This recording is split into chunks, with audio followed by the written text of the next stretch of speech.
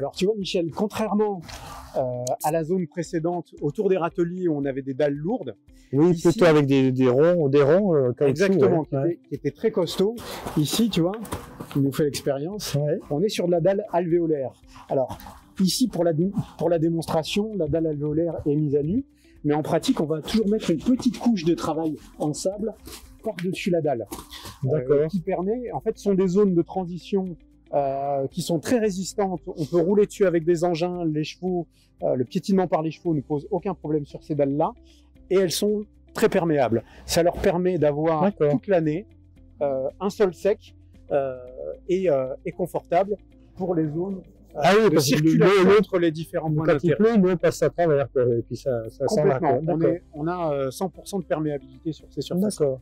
Contrairement à l'autre qui était peut-être qui est perméable, mais l'eau met un petit peu plus de temps à s'évacuer. Et l'autre est conçu vraiment pour le curage mécanisé. Le fond de cette dalle, il est complètement ouvert. Ouvert. Ah oui, d'accord. Donc c'est juste un treillis comme ça en longueur. Exactement, mais qui permet de répartir l'effort. Si tu veux, le cheval, quand il marche, exerce une contrainte de poinçonnement sur le sol. Oui. Et là, la dalle permet de répartir cet effort de poinçonnement de manière à ce que le sol ne se déforme pas malgré le passage 365 jours par an des chevaux sur ces zones. Oui, donc ça a été étudié sérieusement, là, justement, et testé, je pense, pour que ça soit efficace. Alors, comme tu peux le voir sur des cheminements comme ici, sur les zones de plus forte fréquentation, on va mettre des dalles lourdes. Et puis sur les zones où on a un petit peu moins de fréquentation, et dans la mesure où on est sur des sols qui sont relativement porteurs, on peut laisser des zones en terrain naturel. Voilà. Et en général, quand ils se déplacent d'un point A à un point B, ils cherchent le chemin le plus court, donc comme ici, à la corde, on a mis à l'herbe à l'extérieur. Exactement.